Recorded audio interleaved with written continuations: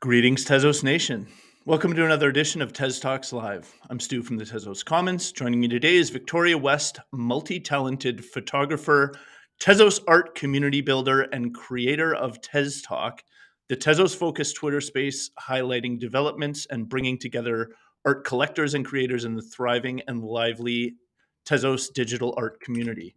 On today's stream, we'll be giving away a Tezos branded Nano Ledger to one lucky viewer. If you'd like that lucky viewer to be you, keep an ear out for a keyword later on during the stream.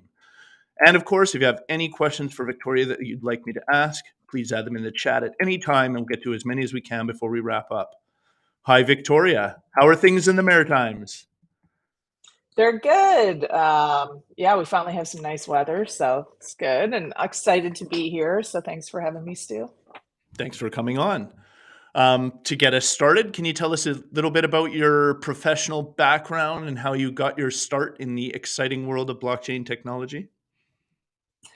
Sure. So I've been a professional portrait photographer for around 15 years, and I have a studio here that I run. I was kind of looking for um, another creative outlet, I guess, or something next. What was next? And I ended up on Clubhouse in 2021 when everyone was in lockdown, and came across these NFT rooms and was like, "What is this magic?" So I started hanging out there, and then there was a big debate space where Kevin Marabi was going head to head with like an ETH maxi, and everyone was attacking Kevin. And I was like, this is interesting because to me, what he was saying just sounded like really normal. But people were attacking not what he was saying, they were attacking like how he was saying it, which I have a lot of experience with through activism. And I recognize that just means that whatever the person's saying is valid, right? Because it's a lot easier to take down the messenger as opposed to the message. So I'm like, I need to look into this Tezos thing more. And I did, and then ended up minting, I guess the first NFT I ever made, I minted on Tezos, on Hickok, and that would have been in March 2021. I subsequently burned it like an idiot. But but yeah, I was on pretty early and started hosting Clubhouse rooms just to kind of like meet other people who were using the platform and trying to sell work there, and ended up making a bunch of cool friends and hanging out more and more and doing a lot of like onboarding and community building, and that's kind of where it got started. Very cool. That journey, of course, has led you to becoming an important leader in the rapidly evolving arts community here in the Tezos ecosystem. Can you expand a little bit on your trip down that rabbit hole into the Tezos ecosystem and community and what it's been like for you? Sure. I mean, it's very different now than it was in the beginning. I think in the beginning, people were like, "What are you doing there? Like, why are you there?" Because everybody was getting rich on Ethereum at the time, or at least it felt that way. And there was so much craziness happening there. But the people that I met on, who were using Tezos were, I guess, just a lot more chill, which, and just more, about art. We weren't talking about apes, we were talking about art. And I vibed with that more. So early on, we were very much kind of like the outsiders, I guess. We were considered weird. Like, we were definitely the outsiders. But I think that drew a certain type of person, right? It was people who were going against the grain, who were fine with doing that.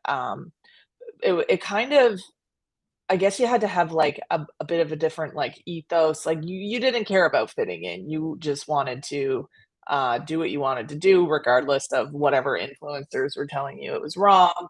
And that kind of created a bit of like a counterculture almost. Now I feel like it's different. Like Tezos has just been kind of like accepted. And there's not that stigma that it had in the beginning, which is great. I mean, that's great. That's obviously what we want. And most artists, most of the big name artists have, minted on Tez and ETH. Most people are cross chain. And I think more and more it's going to be less about the chain, more about the art. And people will stop, caring so much, which is good for the artists anyway.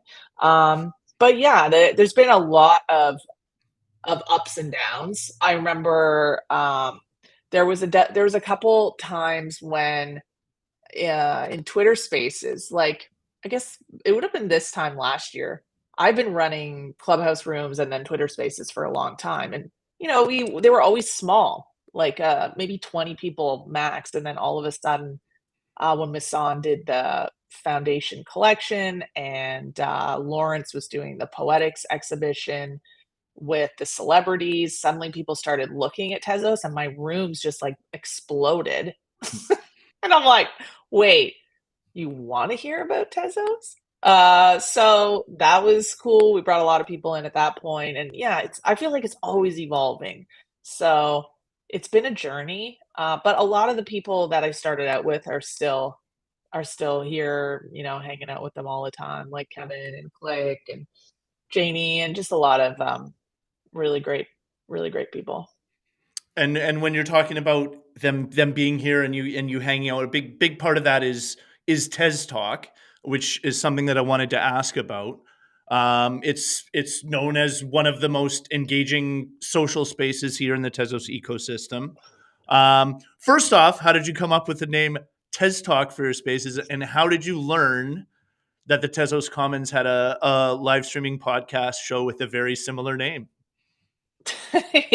Well, first, I didn't copy you. I didn't even know you existed because I don't look outside of Twitter for things. So, how it came about was, I mean, it just makes sense. Tez talk, like, I don't think I thought too hard about it. It was just like, we're talking about Tezos, so let's call it Tez Talk, which is probably similar to how you guys came up with Tez Talks with an S. Very Um, similar. right? So funny, in the fall, like last fall, someone had contacted me and they were the ones who told me that you existed. And I was asked at that point by them, not you guys, but um, you should change the name because people will be confused. I was like, no one's confused. I'm not changing the name. I like the name. If I change the name, people will be like, what happened to Tez Talk? So yeah, I kept the name. And in true counterculture form, we do what we want. That's fair. That's fair. So what actually inspired you to start Tez Talk? Like, what was the need you felt like you could address by starting it? Well, I mean, I guess it kind of originated in the clubhouse rooms that I was doing, which in the beginning it was just like people. Well, why did I start it to begin with? Was there was all these Hickok rooms where everybody was, you know, showing their Hickok art, and I was on Calumet, which at the time I had thought was going to be like the curated platform, whatever. Anyway, uh, so so I'm like, well, where can we show that work? So I started a room with a guy named Sawyer at the time, and that was sort of the initial thing. And then I got used to hosting through that, and then when Twitter Spaces came about, it was probably about 6 months before I started doing them regularly. And honestly, it was very organic. Like a lot of people were asking questions about Tezos, and a lot of people were asking me to come speak about it. So I had said to a friend of mine, Leslie Spurlock, like, "Hey, do you want to just like open a space and answer some of these questions?" Because she was like newly coming over in her community. So um, her and I ran a space, and it was huge. So I'm like, "Oh, okay. People are into this." And then we ended up getting, another co-host, Crip King, who is like, who was coming from ETH, like has an ape PFP, and people were like, "That's weird." So it was the three of us who kind of started it last summer, and it was really popular in the summer. I think we onboarded a lot of people and did a lot of good at that point. And then when everything kind of calmed down, so did it a bit. And then I have a new co-host, Crypt King, just had to step back. He was just overwhelmed with Web3 stuff. So he brought in one of the people from his community, Aaron Vick, who is now taken over for him, and he's great as well. So yeah, it was organic and never really meant to be such a long-term thing. But if I miss a space, like I'm getting DMs. What's wrong? Did you die? So that's sort of how it started. But as far as where it's at now, can you tell us a bit about Tez Talk and what the folks who participate will actually experience there? Like, what kind of topics do you cover? Oh God, we're all over the place. Like one day we had a discussion about how kangaroos wait in the water to drown you with their very strong arms. So you might find very random facts. It's very like for me, the way to bring people in, or at least the way to bring artists in, is to create community. And the way you do that is not by like talking tech so much, it's about getting to know each other and providing an entertaining show, right? So, yeah, a lot of it is just kind of like laughing, like people telling funny stories, conversations, people get to know each other. And then within that, we give people information. And we also talk about art a lot. I had a space last night, and for the first hour, I did a curation for Art Crush and Art Vault. So I picked a person to have their work displayed in Paris. So I chose Violet Bond and then highlighted some other artists. So, we did that. And then there was a few techie questions that were answered and just talking about what's going on in the ecosystem. Sometimes we'll bring in guests, like if new platforms are coming up, or objects doing something. Sometimes Wise will come in. So it's just a whole bunch of stuff. And mainly we try to keep it fun. Very cool. So since you've been doing that, like, what has the reaction been from the Tezos community since you started doing these spaces? Uh, I think overall good. People have complaints, but they know don't send them to me because I don't care. Uh, so, um, yeah, I mean, I'm sure there are some people that don't love it, but we definitely have a great, strong community who always comes. And it's a good group, and I think people have come to really enjoy that space. I think it's very different than a lot of the spaces on Twitter, and I think it's a very like safe place to land as opposed to some of the other more degen spaces where you're like, what is going on and what are these people talking about? I feel like anybody, even people who don't know anything about NFTs, can come into our space and probably enjoy at least a good portion of it. Just because it's not, we're not talking about like all the tech stuff that I think confuses people. A lot. So, Not that we don't at all, but I mean, we're artists, right? Most of us are artists in that space. So mm. I think art is something that everybody can kind of relate to. And Well, it, you and it's you you like an mentioned easy that entry. earlier about like being focused on the art rather than on the chain, and I do think that's an interesting concept that there is a need for a platform that focuses in that way, right? Because we can at times get bogged down in that stuff, right? Um, Yeah. the the next thing I wanted to ask about, like, who are the people that are participating in your space? Like, are they Tezos natives? Are they sort of chain agnostic art fans and artists, or is it like a combination of those two things? It's definitely a combination. Some of the people we have converted and have become very, Tezos evangelists, I'd say, like Pamela, Corals is a good example of someone who came in through our space from E, who was very involved with, like, V Friends, and now she runs her own, artist toolbox space, which is largely Tezos focused, and does a lot on the blockchain. They just ran like a Tezos community event in Australia, actually, like an IRL one. So there are people like her. There are some more like OG people who hang out, like Kevin Marabi and Click, and the really smart people who can answer all the boring questions for people. Good to have So they're around, right? usually around. Yeah.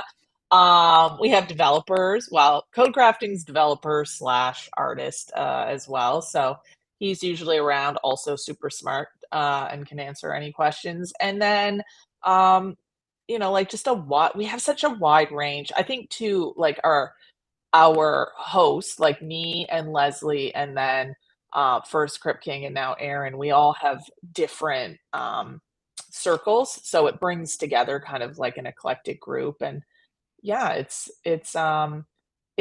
diverse, which is why we have such diverse conversations, I think. Very cool. So for those who might be curious, what's the best way for somebody to find Tez Talk and get involved? Probably to follow me on Twitter and put your alarm on. That's going to be the best way. We always do it Wednesday at 7 p.m. EST is the usual time. Sometimes it's an hour earlier or later if something comes up, but usually that's the time. And then occasionally we have it on Saturday, but that also depends, especially in summer when people are busy. I can't function without my co-host Erin. Leslie, she gets rugged all the time, so I'm used to her being in and out. But Aaron is like um, he's my space's security blanket. So if he's got something going on, then we don't do Saturday. But yeah, it's always Wednesday. So you can just follow me or them on Twitter, and you'll see when we share the space. But yeah, just look for it at that time. Do you want to share your Twitter handles so people can find you? Oh, they're not gonna be able to find me because I'm search shadow banned. Oh dear, what did you But do? I mean, have you seen my art? I think I it was have. yeah, I think it was hashtag meat22 got me a pretty bad shadow ban. So I couldn't even find my own self when I tried to No. add my own name. So yeah, it's at V West Photo underscore NB. And you'll have to probably type in the exact thing for me to even come Because up. you're invisible. Does it I'm invisible, yeah. okay. Well, we don't need to go too far into that, but, okay. Uh, this is all great stuff so far. I'm excited to learn more, but before we get into the nitty-gritty, are you ready for the world famous Tez Talks lightning round? Yes. That's good. I Uh, I hope just so. just before we do that, I'd like to announce today's keyword for the Tezos branded nano ledger we're giving away today. Today's keyword is exclamation point Tez Talks with an S. Enter the keyword exclamation point Tez Talks in the live stream chat, and Nightbot will randomly select today's winner, who will announce for the end of the stream.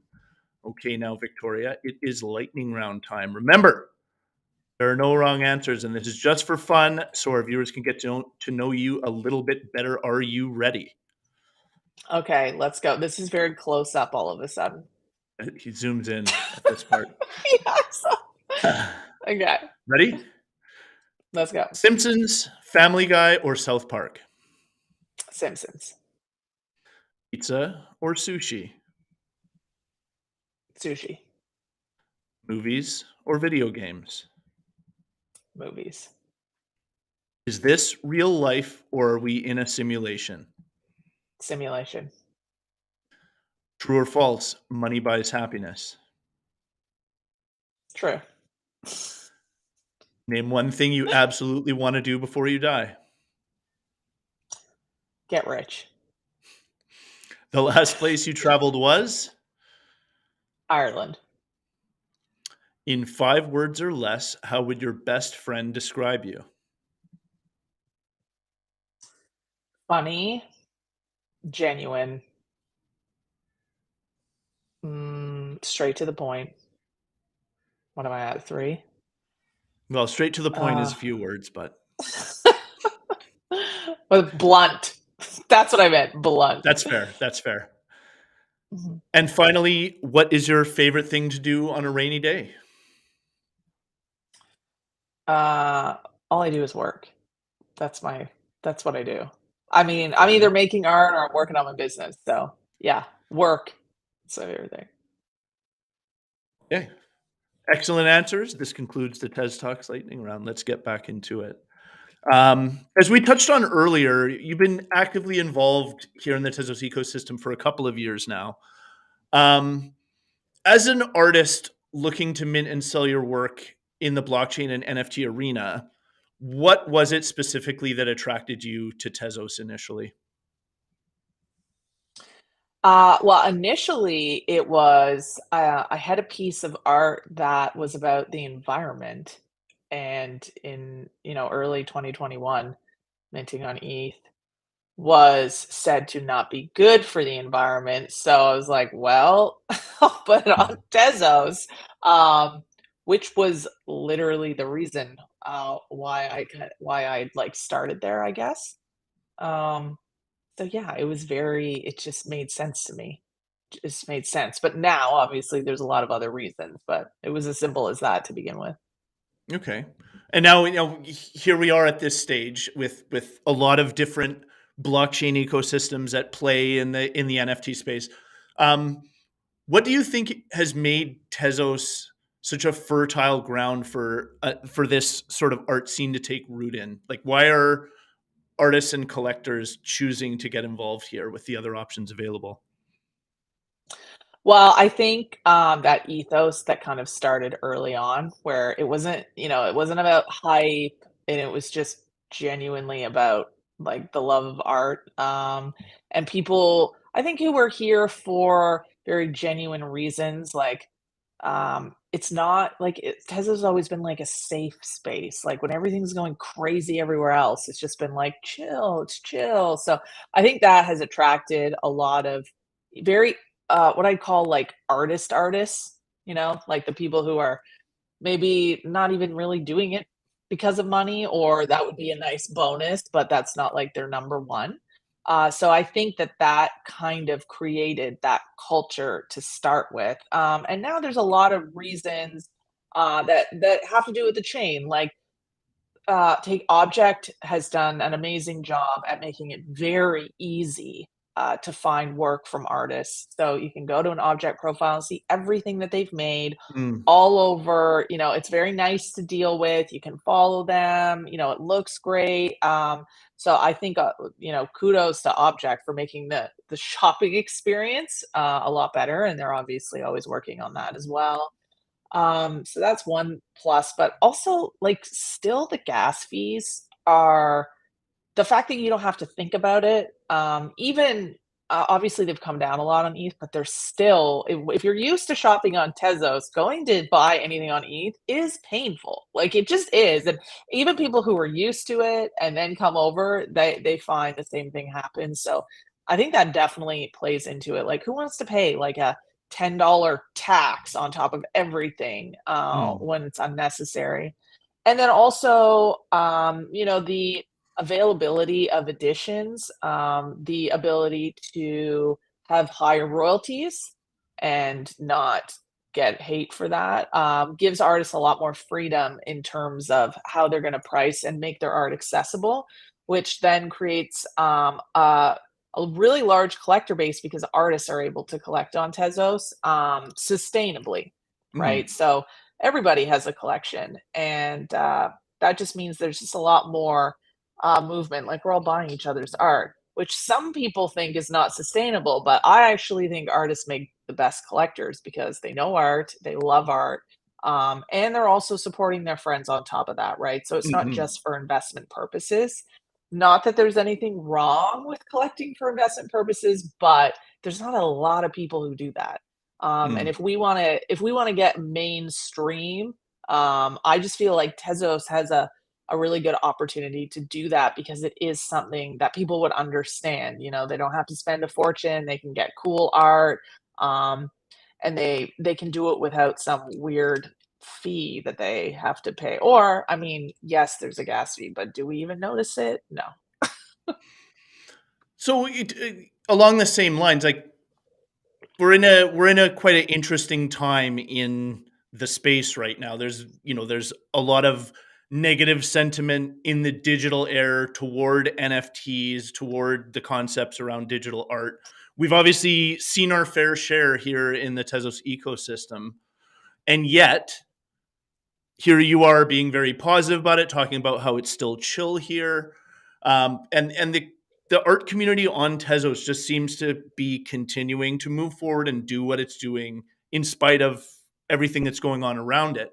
And I'm curious, what do you think has made this community so resilient in the face of the naysayers out there?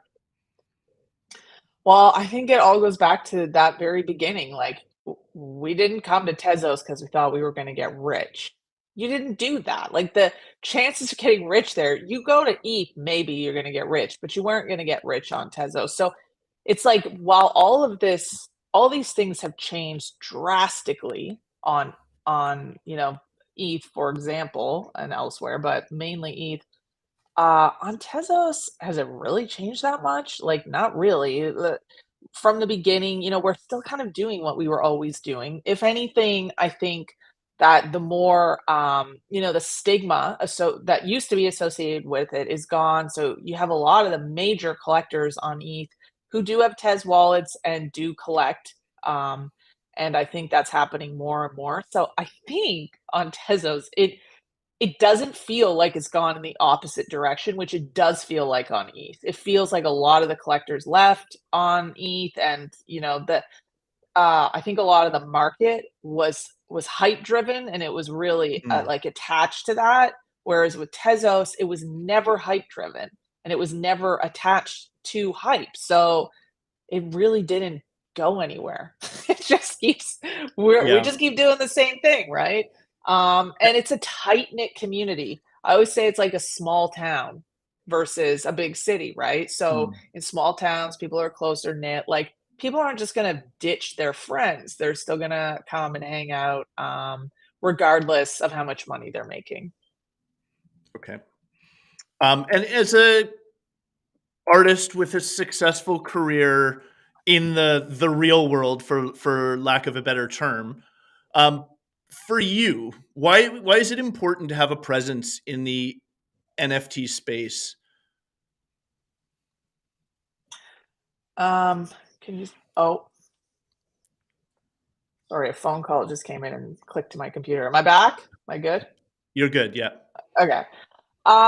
Well, my my studio business really has nothing to do with the art that I make other than the awards that I've gotten make my clients feel, better about their spending choices.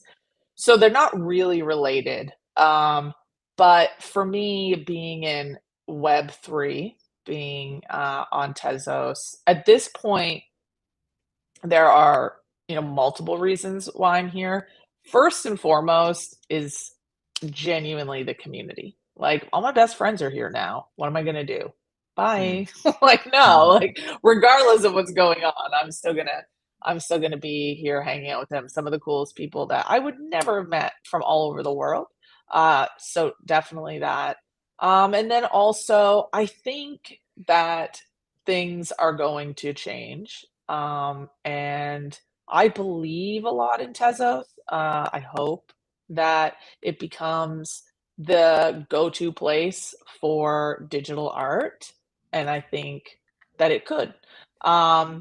So there's that. I think there's when we come out of this bear market, hopefully things will just start picking up a little bit more object as object one, and I just think that we're so close to not mass adoption, but I would say all first what we just need is crypto adoption. We just need all the people on all the other chains to be hanging out here too. And then from there, we'll go further out.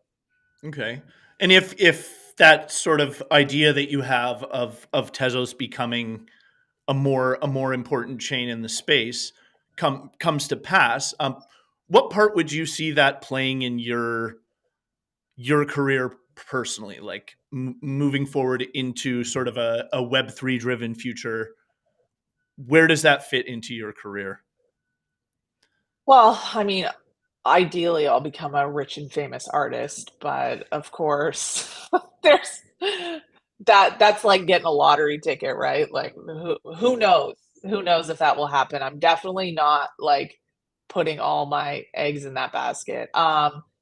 I think just being here so early gives all of us like such an advantage because we do understand how things work and the tech and how to use it, and it's bringing us all opportunities that we want ahead. So, how that will um, affect my career, I'm not sure. Like, I would say if I become a well-known, I mean, I'm well known here, but like art-wise, like selling art in a way that would be enough to replace, like, my current studio. We're just not there yet, like, there's very few people there's a 1% of people who are able to, like, make, like, get rich around here, and Hmm, then there's probably 10% who are, like, making a living but because I have a good studio and already a decent living, it's not easy to replace. So I'm not really sure what that will mean in terms of my career. That's what I consider my career. But since I have come here, I've been doing all these things that I really did not come here for, like planning that event in New York that we did. Being an event planner is not on my list of things I wanted to do, but you did a great it was job, though. Thank you. It was great, and to be able to do that for the community, I think I was just in a good position to do it, so I did it. I at the moment, I am here because I enjoy it Hmm, more than being here because I think it's gonna get me somewhere. I don't know if it will, that's fair. but I like it, and it's making me be more creative on top of that, and my art is getting better because of everything that I'm seeing and all the people Hmm, that I've gotten to know, so, it's building while it may not be building my career, it is definitely making me a better artist. that's fair. So, we've talked a lot about why you like it here, what you like about Tezos, why you've chosen to operate here and stay here. But as somebody who's been operating in the Tezos ecosystem for a while, I'm curious, like, what do you think we could do better here? Like, what barriers do we still need to overcome to make it the perfect place for you to do this? Well, oh, that's a tough question to answer. I don't think there's anything that like one person uh can do. I think you guys at the Commons do an amazing job at supporting the community. And we're very lucky that we have that on Tezos.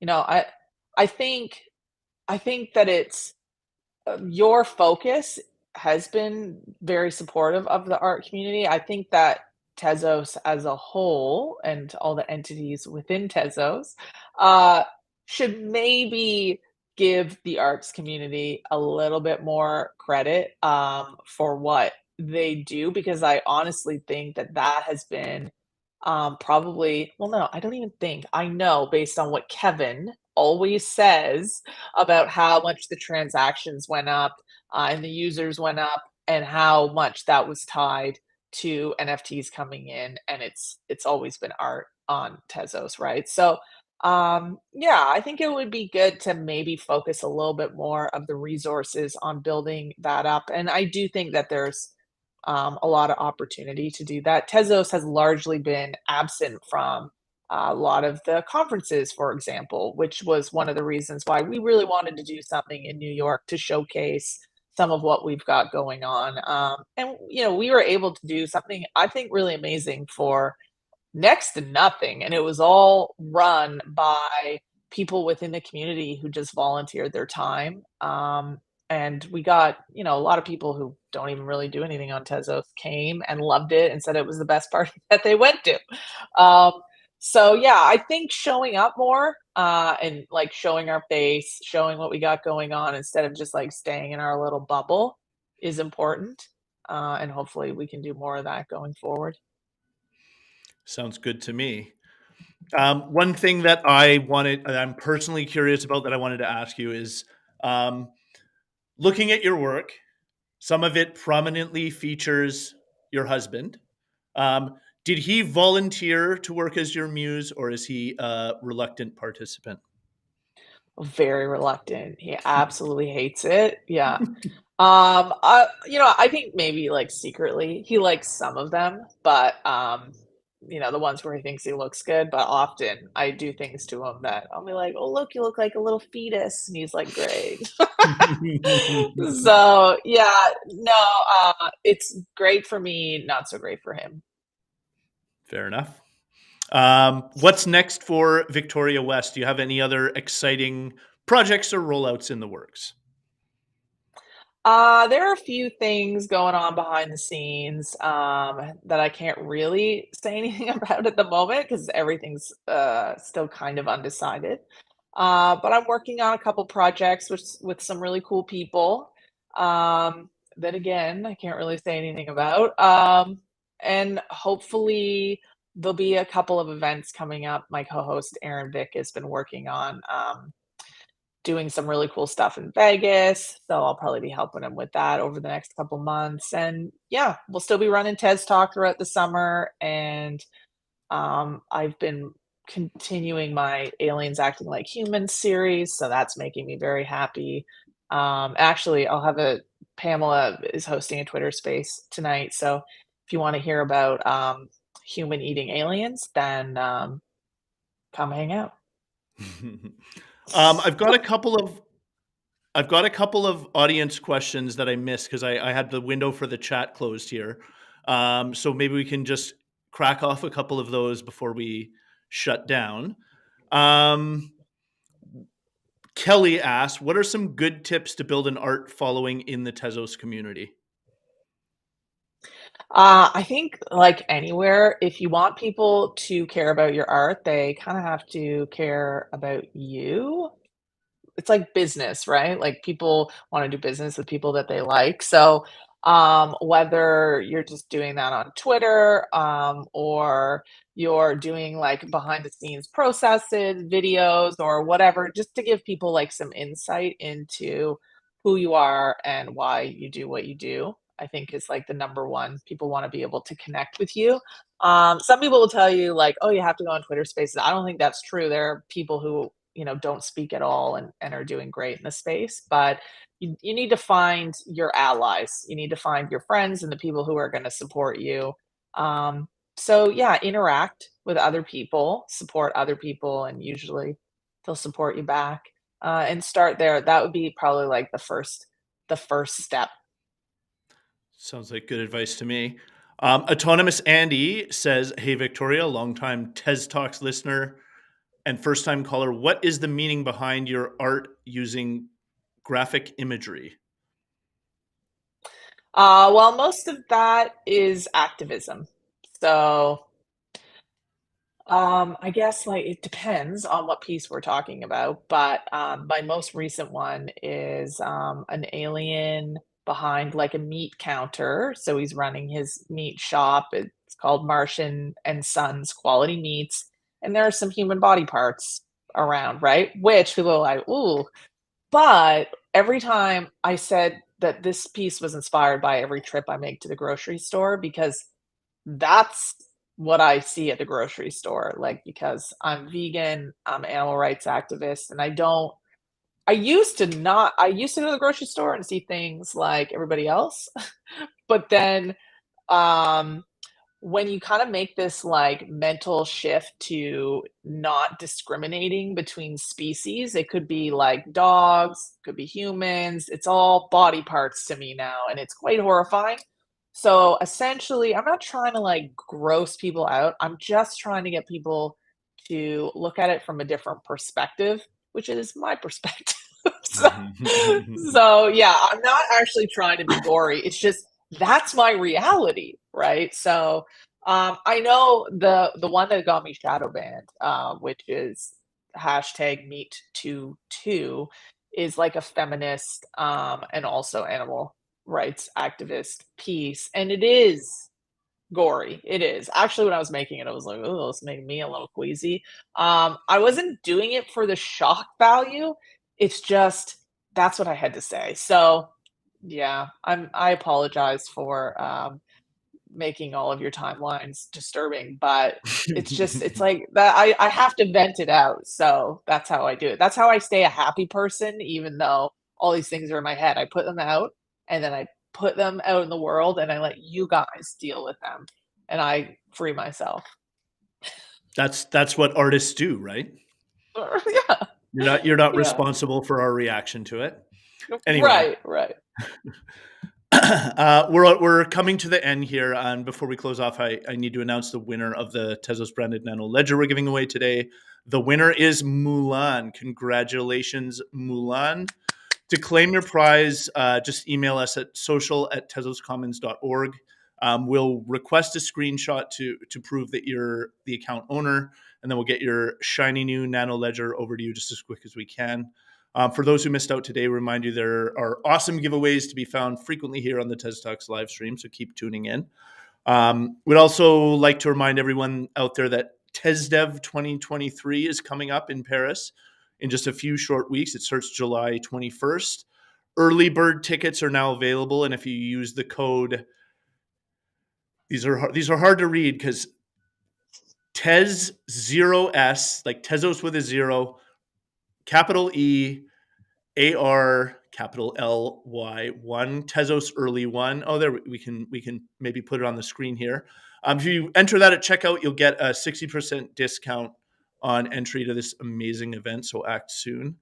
You can find out more and pick up your early bird tickets at tezos.com/tez-dev. If you'd like to get in touch with us, or social media contacts can be found at tezoscommons.org/TezTalks. We'd love to hear from you. Victoria, thanks so much for joining us today. It's always awesome to speak to the folks helping bring the amazing Tezos art community together, spreading the word about what's going on here and keeping Tezos at the forefront of the Web3 revolution. Is there anything else you'd like to mention before we sign off here? Well, no, thank you very much for having me. It's been great. I feel like you've kind of put Tez talk to shame, so now I'm gonna have to like level up. I would You never. guys even I have would like never. you even have all the professional things on the screen, your little intro song. We're gonna have to do something to compete. But no, I guess I have a space starting in 15 minutes with Toko Deco and Static Motion will be talking about pricing art on Tezos. And then I mentioned later on, I'll be talking more about aliens eating humans. So that's it. Sounds good to me. To everyone out there in Tezos land, thanks for joining us on the Tez Talks live stream. I'm Stu from the Tezos Commons, and our awesome guest has been Victoria West. Now let's go get creative.